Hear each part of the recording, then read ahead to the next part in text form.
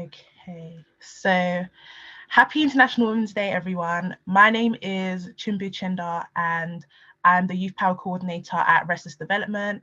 I work closely with our supporter networks in the UK on campaigns around global issues, including campaigning for a world without AIDS with our Youth Stop AIDS movement. At Restless Development, gender equality and sexual rights are one of our four main impact priority areas. And gender inequality is a cross-cutting issue that affects everybody, including men and boys, but especially women and girls, people who are transgender and gender non-conforming youth. Our experience shows us that young girls are often balancing adult responsibilities whilst subject to the removal from education, disenfranchisement, and also a lack of economic opportunities.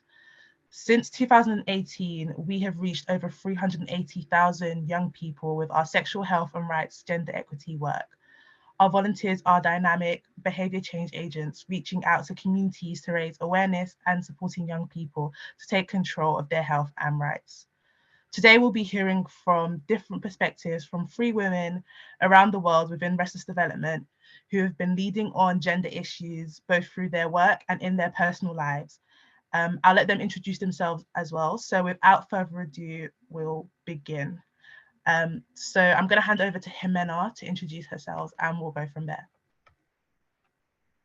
Hello, everyone. I'm so happy to be here. My name is Jimena Cascante Matamoros. I am from and live in Costa Rica, which is not an island, which I get a lot. It's actually a country that's in Central America. That's where I'm based. I'm a senior youth collective coordinator at Restless Development for Latin America.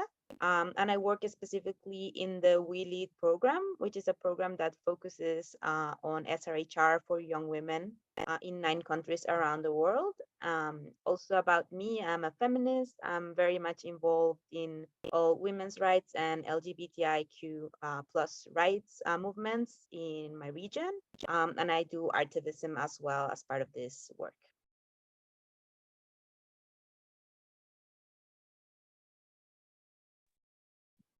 Okay, hi everyone. My name is Imelda Chisanga.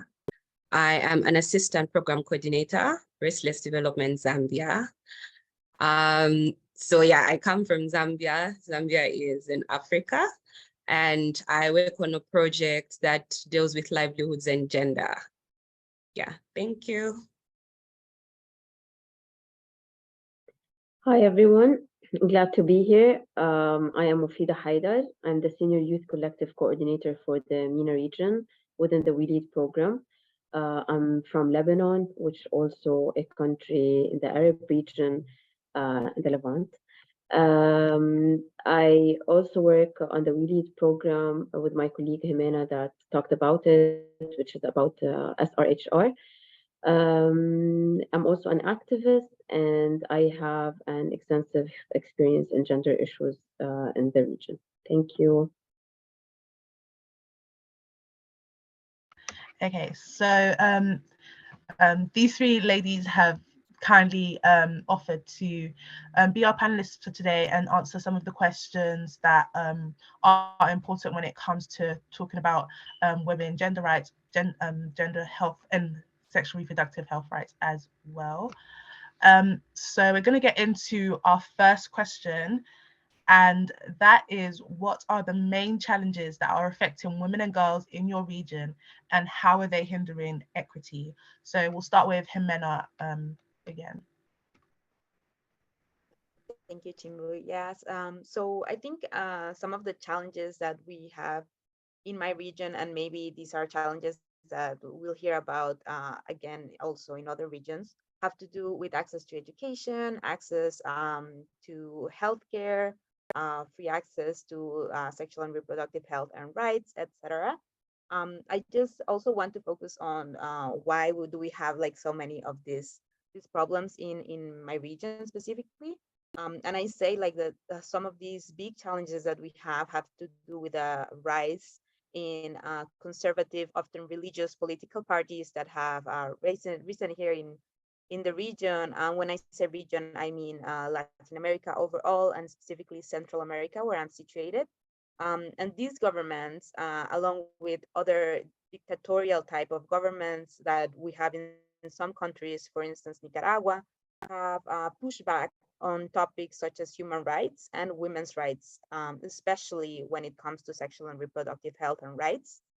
Women's rights are usually used as a way of trading favors in governments. So that means that maybe in one government, and we might have like a something that we get like access to, I don't know, like therapeutic abortion, which is the case in Costa Rica. And then the next government comes, and if they need something, they'll take it down as a way of gaining a favor for another party, for instance. So it's always something that we have to be aware of. We have to keep fighting for these rights, because there is a very, very strong narrative that is pushing against these rights for women specifically. It's also worth mentioning that these challenges are very different to diverse women. So when we talk, for instance, about access to healthcare or access to education, which are some of these big challenges that we have, we need to say that not all women have the same issues. Um, but due to inequality and patriarchy, the neoliberal systems that are in place all around the world, I may say, these issues often affect the most to women who are from rural areas, women who are poor, women who are indigenous, Black women, LGBTQI women. So this is something that we also need to take into account when we talk about these issues. Thank you. This is it for me. I'll pass it on to Imelda.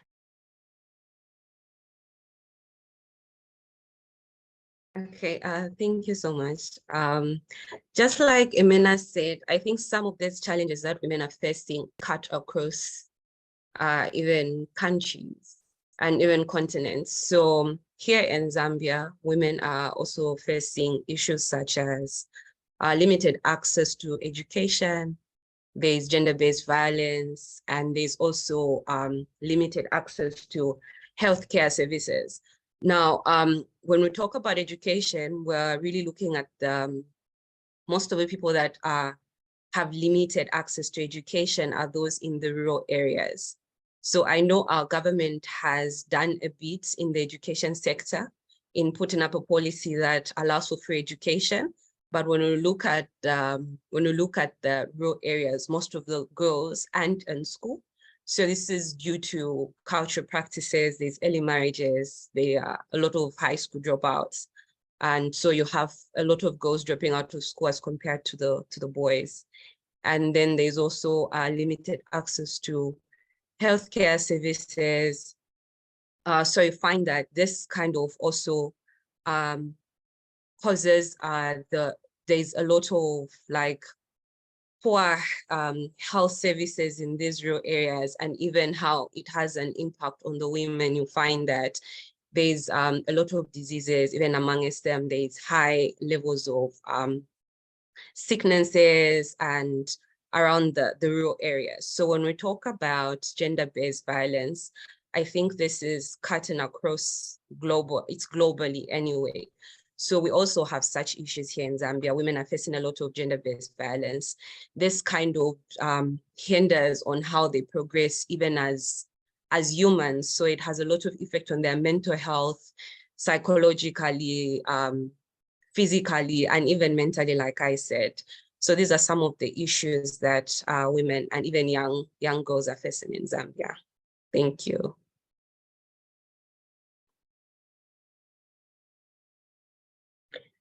Yeah, thank you, Amanda. I think we have a lot of common issues between the three regions.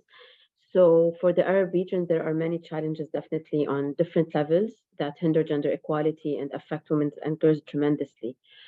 Despite that, there's no country in the world so far that has achieved gender equality to the fullest, but the Arab region still ranks among the lowest in the world according to the Global Gender Gap Report. So there is some progress that has been made, and the conversation towards gender equality is ongoing. But despite this progress, we are still behind. Like we lack a lot in terms of achieving gender equality. There are certain historical, political, cultural even legal and social aspects that continue to hinder this progress. And the patriarchal societies and the traditional social practices themselves and the legal system contribute to the persistence of unfair practices against women and girls. Therefore, if we look at these practices, men are still perceived as the main breadwinners, and women are as the caregivers and the homemakers, even if they are enrolled in the formal sector in terms of work. Honor is still affiliated with women's lives and bodies, so women are still considered also the protector of honor for the family, and any act that they might take, it would affect the reputation of the family. So hence that also affects women and the decision that they take over their lives or their bodies. Well, recently, while talking about honor, there's like the marry or rapist law and another law related to related to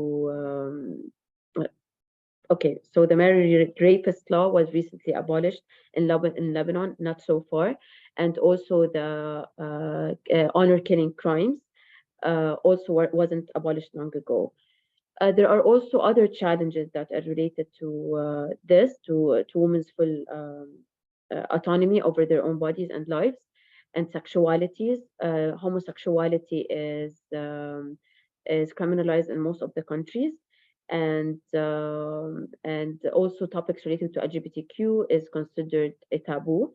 Definitely, there are some spaces in which people might be able to practice freedom more, but like when we look legally or we look into how the culture perceives it, is still a taboo. And also other things. So abortion is also illegal in many countries, unless it differs from a country to another if the mother's life is in danger. When it comes to marriage and other personal life matters, such as like marriage, inheritance, divorce, child custody, it's also not very fair to women. So, for example, in Lebanon, we have 15 different person status laws, and women are left under the mercy of different religious leaders and different religious courts. So, it's not very fair in terms of having one civil law that unifies everyone and that provides equality among all. So child marriage, for example, it's still legal for Lebanon for sure, and in different countries as well. We also have another issue related to citizenship. So many women cannot provide citizenship to their children in different countries, especially in Lebanon. We still cannot pass the citizenship to our children if we're married to a foreigner. If we look into the labor force as well, there isn't a lot of engagement in the labor force.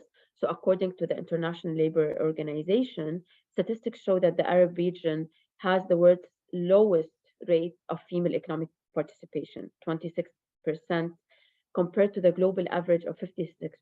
By contrast, male labor force participation rates at 76% are above than the global average, which is 74%.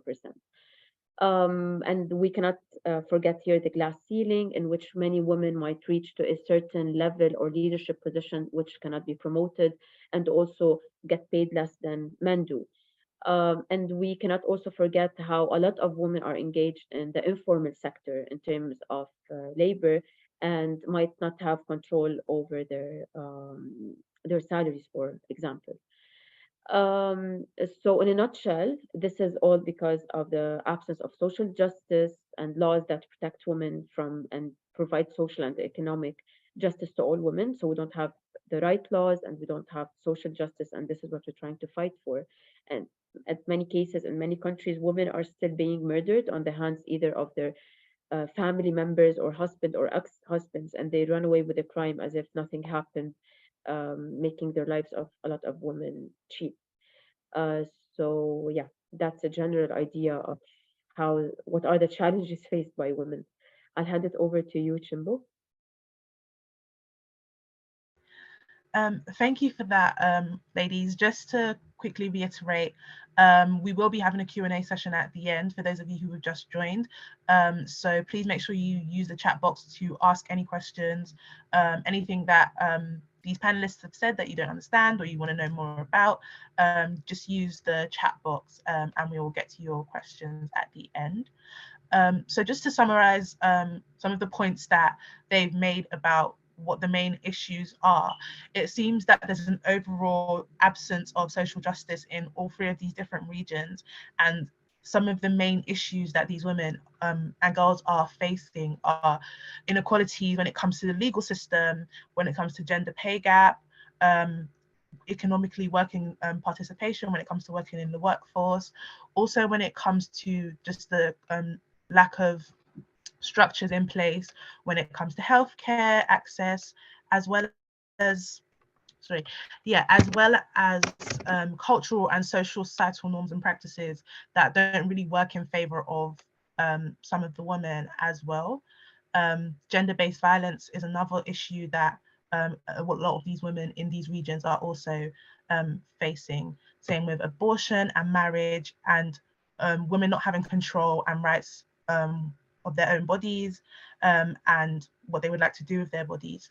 So these are some of the issues that some of these ladies spoke about if you missed some of the first speakers. So now we are going to move on to our next question, which is what is being done to tackle and solve these issues. So we've discussed some of the main issues and how they hinder equity, but this question wants to look at and understand what's being done and what is currently in place, or what are you guys currently working on that tackles or solves some of these issues that we've just discussed. Again, we're going to start with Jimena. Thank you, Chimbu. Yes, so this is actually my favorite question because although we usually in, normal media, we hear about all of the issues happening and all of the bad things happening, it's important to focus as well on everything that we are doing in our regions to move forward and to prevent like an even like more backwards policies that move forward, etc. So in some countries more than others, of course, depending on the situation of each country. But I would say, at least in Latin America, we have like a very strong women and feminist movement that are working together all over the region, demanding our rights. You might have heard maybe of the Green Wave or La Marea Verde in Latin America, which refers to the whole movement that has been fighting for access to safe abortion, and in general referring to SRHR, which is also the reason why I'm wearing this bandana today. You might see it in the news or stuff, like a lot of women wearing these kind of scarves or bandanas it started kind of in Latin America, but it has also moved to other regions around the world as a symbol of resistance. And what this symbolizes is exactly that, the fight for our rights and the fact that we are present, we are visible, we are there, putting our bodies on the line for this fight. In this case, I also wanted to talk about specifically this bandana, which says Justice for Beatriz. Beatriz is a Salvadorian woman who died because she was denied access to a therapeutical abortion. So her life was in the line, and she had to fight for a long time to get access to the therapeutical abortion. Because of this, she ended up losing her life. She was given access to abortion, but it was too late. And because of this, El Salvador is now being sued at the Inter-American Court of Human Rights. This is a case that is happening right now. So if you might see it in the news in your countries or not, you can look it up. This is something that is happening right now. El Salvador is one of the few countries that has a complete ban on abortion, but it's also a country where women are ending up incarcerated because of miscarriages. And so this is a case that is very, very relevant to our region at this moment. And I wanted to talk specifically about this because it's like close to our movement right now.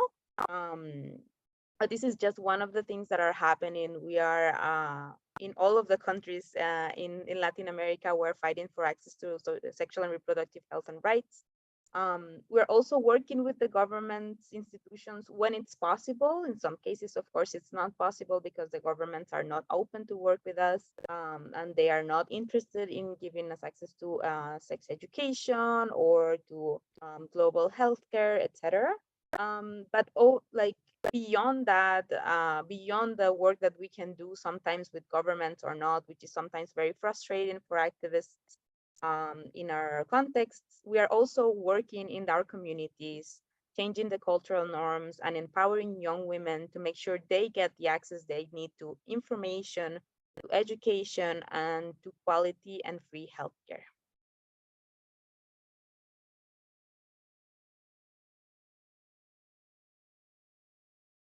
Okay, thank you, Jimena.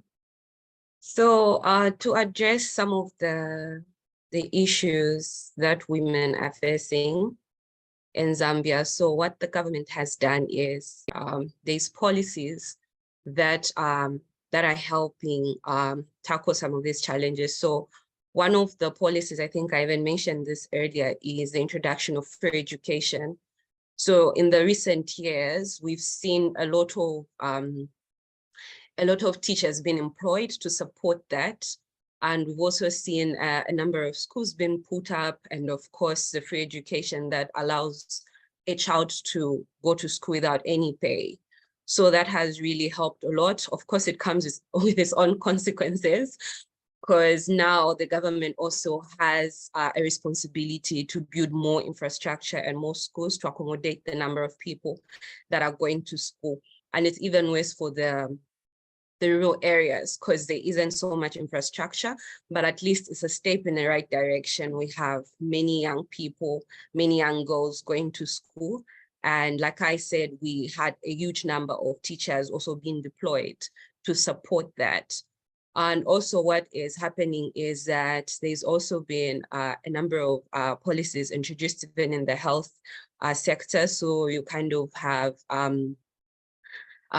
some free health services when you visit certain clinics or hospitals to support some of the health issues that women are facing. And so when we talk about other things that the government is doing, it's also working with non-governmental organizations. So you have a lot of NGOs, a lot of small organizations working with the governments just to support some of their ambitions. So you have a lot of organizations doing a lot of sexual and reproductive health just to help the government as well. And also we have small business owners being supported. So there's a lot of private sector development. So there's also a lot of infrastructure. There's a lot of roads being built. All this is to just support some of the challenges that the country has been facing. Yeah.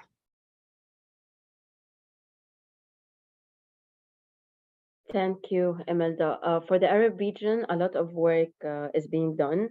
And actually, it has been going like for so long. Like we cannot forget the work our foremothers that have done throughout the way that paved the way for us to be continuing this fight.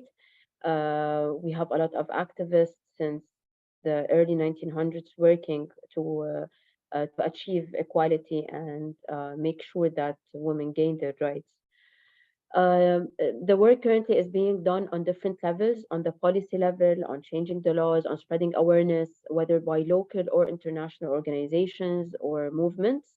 For example, I can talk further about our work within the We Lead program. The We Lead is a program that's being implemented in 9 different countries across the world. In Jordan and Lebanon, in the MENA region, in Mozambique, Kenya, Uganda, Nigeria and Niger in Africa, and in Guatemala and Honduras in Central America. So this program aims and works on advancing the sexual and reproductive health and rights, SRHR, of vulnerable groups in these countries, and support local organizations to achieve equality and achieve the SRHR for young women by 2025. So this is one of the programs that being implemented, and this is what we push for. In Lebanon, it's a bit harder to work with the government given that we don't have a government in place. So advocacy is more taking a shift towards like spreading awareness among the community, working on maybe having new policies, but not like changing the law specifically because we have an economic crisis and the government is not in place, like is not in action for now. So yeah, this is how it's taking place on different levels. There are being a lot of networks among the region as well, like from different countries. There collaboration is taking place, and also you can see that different non-governmental organizations, NGOs, each take a niche and a specific topics and work on it. So this is good in order to take things forward.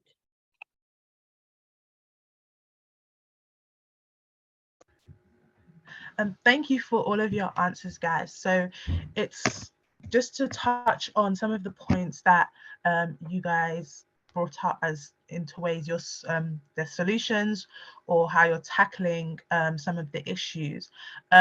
Just to reiterate, Jimena was talking about the green wave, which is a movement that is happening right now in South America as well as Costa Rica, where she's based. And they're focused on quality and free healthcare for women and girls. A point that Imelda talked about in ways that Zambia is tackling the issues of education is building more schools, building the infrastructures for women and young girls to be able to actually stay in education longer and have opportunities where they can go to school for free and they don't necessarily have to drop out due to not having the funds to pay for school fees, as well as employment is being tackled here because they're also hiring more teachers, which provides employment for women and girls as well. And touching on Mufida's point, with the We Lead movement or the We Lead program in 9 different countries already and advancing sexual reproductive health rights in these different countries and working and networking and spreading this through communities, even though she did mention that they don't have a strong government right now, they're still able to do the work that they need to do through networking internationally with other NGOs and spreading it themselves throughout the communities. So these are some of the work that currently have going on throughout Restless and outside of Restless to tackle the issues that women and girls are currently facing. So we're going to move on to our final question for the panel discussion section, which is how can young people in the UK or in the global north embrace equity? So often we see that it's sometimes we can be a bit far removed from certain issues. Certain people, certain places have different privileges and have different issues. So when we hear about some of these things that are going on, some of the issues that other women and girls are facing, how can we in the global north or in the UK embrace equity and show solidarity in what other people are going through? So we'll start with Jimena again. Thank you. Yes, I think it's important to say that in the current world, and especially after the pandemic and during the pandemic, where we were forced to be in the digital world more than anything else, I'd say that this divide between global north versus global south divide is like easier to kind of go beyond that. It's easier to get news about other places in the world, and we're actually usually like bombarded by news everywhere. um so of course we have to learn where to read things from sources that are like good sources, you know. But I think being informed is a big thing that you can do, being informed about what's happening in other contexts. Even if it's in other places of the global north, that's already something. But of course, learning about what's happening in the global south, in and anywhere, um, asking questions, having like real conversations and discussions with people like this one, with people from other contexts, from other contexts of the world, reading news about other places, like I was saying, and then just thinking critically about what you read as well. I'd say also it's important that you keep fighting for your rights wherever you are. Um, volunteer, volunteer at Restless if you want. Get involved in local initiatives that include diverse women. Like always look around and see who's in the room and who's not in the room. Make sure that you are talking to diverse people from all over the world. That is very important because they'll be able to tell you also what's going on in their countries. Have conversations about what equity and equality means to you, and what does that mean in your context as well. If you are lucky enough or privileged enough to be in global advocacy spaces, then use those spaces to be vocal and talk to people from all the regions. Make sure to network and work together and collaborate. I think these are some things that everyone can do no matter where you're situated. So that would be my advice.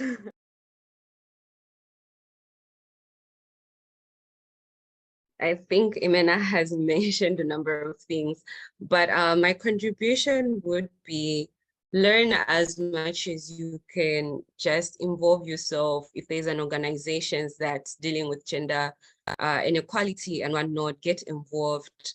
Learn as much as you can, even just outside globally. What are the challenges that women are facing and how can you raise awareness? Do advocacy. I think Imena mentioned now more than ever, we are using the digital space so effectively. So speak out on inequalities that you see. It could be in your country, it could be somewhere else. You could do a campaign, just raise awareness and empathize with those that are facing those challenges, if you're not facing the challenges in your country. And another thing I think is also looking at ourselves, looking at our biases and the things that we think others don't know about us. Like, just look within yourself. Are there certain biases that you have that are maybe even putting you in a space where you are the one inflicting inequality on another person?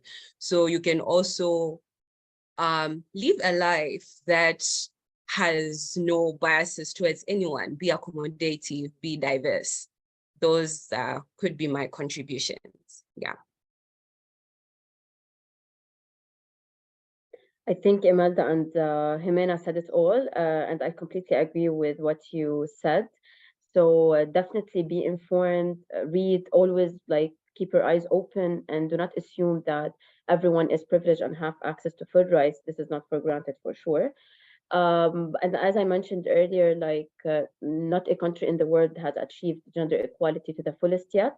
So UK did not achieve full gender equality yet, and it was actually ranked as 22 in the Global Gender Gap Report, which is very good, definitely. But why not like score the full score and score one and close the gap instead of 0.78. So I'm sure there's a lot of work that's also to be done in your country. You might not be aware of it if you don't explore it further, because this happened to us. Like in Lebanon, we seem to be very liberal, but then when you look at our rights, we don't have, like our rights are really none. So it's really good to read and to know more about them. And also, I think believe and listen to other women when they share their experiences, and volunteer as much as you can in local communities. Seek out for women's rights organizations, and as my colleagues mentioned, also like advocacy spaces, and be vocal and always open discussions and know more, and whatever your field is. So even if you are in education, if you are in an engineer in science, whatever your field is, there's always a space to open discussions around gender equality and discover what the gaps are and improve in the field that you are working in. So that would be my advice. Thank you. Thank you guys for sharing how you feel or how you understand that people who are in the global north or anywhere in the world can get involved. Some of the points that you guys raised were, we're in a digital world now, a lot of things are virtual and online, so no matter where you are, you can get involved and you can understand and research and see what's going on outside of where you are, all over the world, and just making sure you're using good sources to stay informed, and making sure you know you're following NGOs Instagrams and different charities and organizations Instagrams and their socials, newsletters, LinkedIn, so you're staying up to date with what's currently going on around the world in different countries and different charities, what people are working on, and what you guys can also get involved in, how you can volunteer, what campaigns can you run, and also within your own communities. They spoke about listening to each other and believing women when they speak about their experiences. In your own communities, you guys can affect change as well, by just listening and understanding what your community needs specifically and the issues that women and girls are facing in your own communities. You can volunteer, and also internal reflection is important, challenging your own biases that you personally have as well. So these are just some of the things that you can do to embrace equity from wherever you are. So now we have a bit of extra time as well. So we're going to get into the Q&A section. So the panelists, you guys can answer this however you want to. You guys can take turns, or if you feel that this question is more suited to you, go ahead and just, you know, answer it, unmute yourselves. So the first question that we have that was asked is, how do you currently go about practicing gender equity safely in these regions, especially where the laws are making it difficult? I can go. There are definitely a lot of challenges related to this, and I can reflect based on our experience within the We Lead program, for example, as we work with people from the LGBTQ community. So we are very cautious when we go into implementation. Like we take a lot of safety and security measures, from the smallest details to the biggest details. Like when I'm talking about details, sometimes we ensure that there are no cameras in the space, or make sure what words we include when we promote for the event, for example. So we'll take a lot of safety and security measures. Of course, there are certain topics that we cannot talk about it vocally when it comes to advocacy, such as abortion, but we use it under like a different umbrella. But when it comes to other rights or other topics, we just fight for it freely.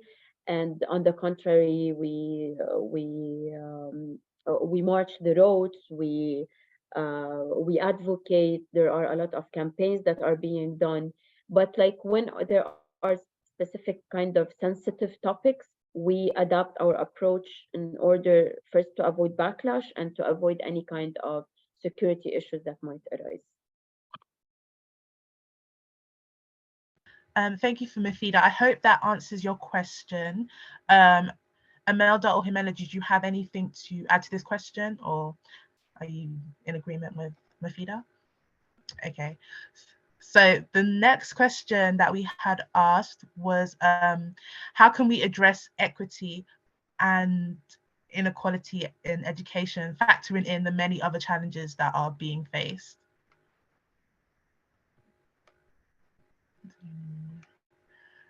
So this question is addressing equity and equality in the education system, when you're factoring in the many other challenges that women and girls are also facing. I don't know if Imelda wants to take this one. So yeah, I can take that. So there are a number of things that we can look at. So I think, like I mentioned, there's free education now in Zambia, but also this comes with a lot of challenges, because now this demands that there has to be a lot of other things that the government and even the private, the NGOs have to do. So we now have to look at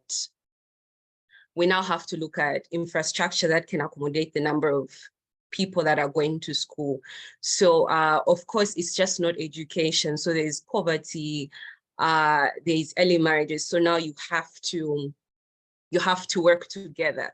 So yes, the child is going to school, but do they have food? So now you have to look at programs that can assist with that. Are there nutritional programs that can assist with that? So now you also have to look at, yes, they are going to school, yes, they are being fed, but they are also, there's a mindset that you have to work with, because even at Restless Development, we had a project that was working on girls' education, but some of the challenges that we're getting were, yes, the girls have everything that they need to stay in school, but it's the mindset that you also have to work with. There's a lot of things that you have to put in place.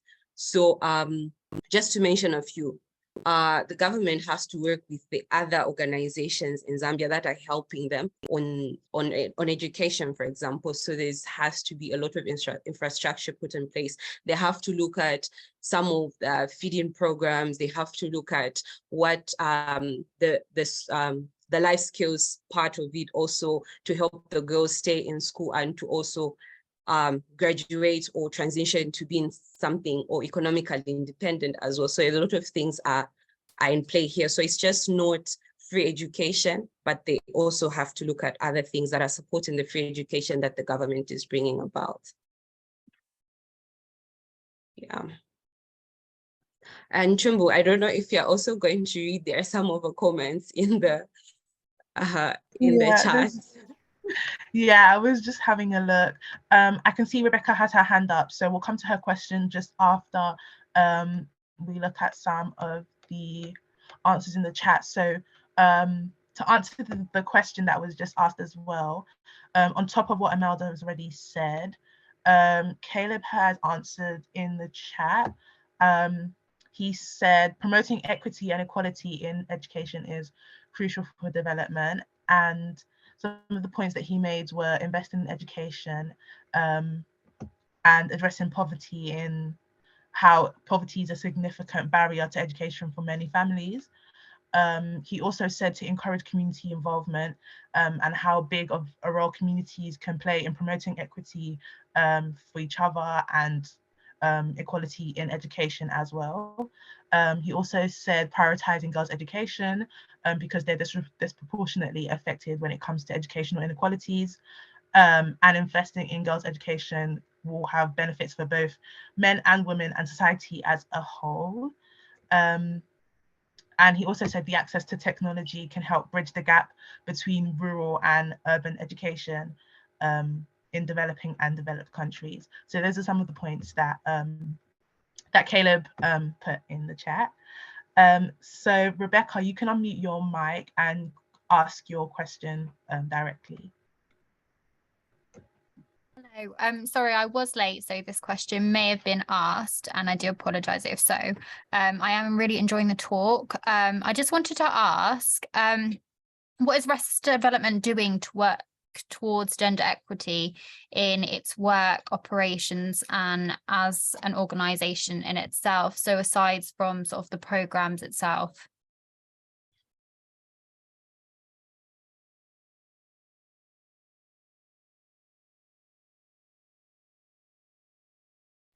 Could I take this one? Go on. Sure. I think this is a great question. I think Restless Development is very much committed to equity and equality. And you can see that not only in the programs that we have, which many of them are focusing on, advancing girls' rights, be that in education and in gender-based violence, etc. But also like within Restless Development, you can see that we have taken steps to move forward in topics of equity and equality. We are taking a power shifting approach that includes very much, putting like shifting the power, if I can reiterate that we're shifting the power towards the global south, towards the people who usually have less opportunities, put those people in the leadership positions. So I think in all of this, not just in the work that we do on the outside, where of course we are working in each of the regions where we are working towards, advancing women's and girls' rights, but we're also doing things internally, which is very important, I think, for organizations nowadays to ask ourselves these questions about equity, about inclusion, about social justice, about racial justice. Like all of these things are very important. And I think we are pushing for these feminist issues. We're talking about feminism more openly. In Restless, we have done feminist action labs. You can actually find online where we discuss many of these topics. In We Lead, we are taking a feminist approach, for instance. So there's a lot of work that is being done in Restless. You can definitely look for all of the programs that we are working on online. And of course, we're happy to always have these discussions and these kind of spaces where we as an agency, like a global agency, also discuss about what's going on around us. You.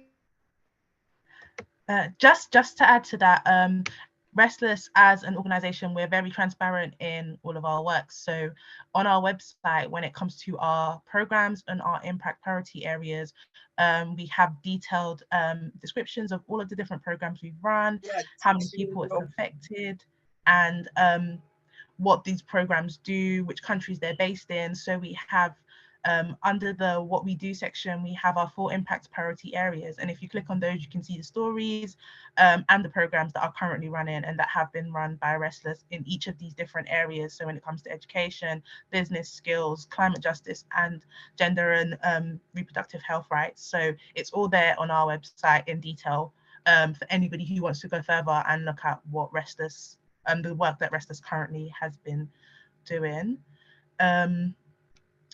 So we have one final Q&A question. If you have any other questions, please do write it in the chat box. But just to wrap up this Q&A section, we have a question from Maya. So do you have any advice for someone who wants to be more active in promoting gender equity? Just quickly. Can I say something like short? I think this is a great question. I think everyone can do like even small things in their day-to-day lives. Um, I mean, of course, you can do bigger things like, as we had said before, like be more involved, talk to other people, be involved in, if you are in a part of an organization, an initiative in your school, there's probably like a lot of actions that you can take, getting involved in those kind of things. But to me, the biggest thing that you can do is just be aware of what's going on in your day-to-day life. Something that we also promote very much in our region is like, don't laugh at jokes. Don't laugh at jokes that are, for instance, focusing on like gender issues or racial issues or any type of these things. Just even not laughing at those kind of jokes, it's sending a message. It's making like awareness of the people, to the people who are around you, that this is not okay. So that even like those little things, like talk to your friends about these issues, talk to the children around you like openly about gender issues, talk to your family, even that's if it's like elderly people, talk to everyone about these issues. Like those little things can actually go a long way. Even like for us in Latin America, we don't say Happy International Women's Day. That's very important to us. Because we say it's not a celebration, it's a commemoration. We are still fighting. We have still not achieved gender equality. So even a little thing like when someone says Happy International Women's Day, you can have that conversation of, you know what, I wouldn't say Happy International Women's Day because it's a day that we need to still keep on fighting, that we need to still be doing things. So those little things, I think, go a very long way, even if you don't think they do. So that's my advice. If I can contribute. So I think for me, the advice I would give is learn as much as you can, read about it, have conversations with colleagues, friends, maybe people that are involved, that are actively involved in promoting gender equity. And also speak up. If you see an injustice, speak up, raise awareness. That would be my advice. Yeah, if I may add something also very quickly, and I completely agree with what you both said. And definitely it's not happy International Women's Day. It's not happy at all. We're still fighting, so that's why I never give up. It's a long fight, and it's on daily level, so it's not a job. It's your personal life. So start with yourself, start with your own circle, and never consider it as a job. It's not like an 8 to 5 thing that you do it and then you move on with your life. It's about principles and embracing it and do the daily practices. And this is how, at the end, change doesn't happen with a day. So yeah, that would be my advice as well. Thank you so much. So I hope that gives you a few ideas of how you can implement or embrace equity in your day-to-day lives, even in a small way. So that brings us to the end of our webinar. So just to quickly round up, thank you Mufida, Jimena and Imelda for coming to speak to us today and sharing your experiences and your perspectives on embracing equity and sharing your stories. And I really hope that everyone was able to get something and will be able to embrace equity going on and in the future. Also, if you'd like to stay connected with our work, you can follow us on our Instagram at Team Restless UK, or also at Restless Development UK, Restless Development.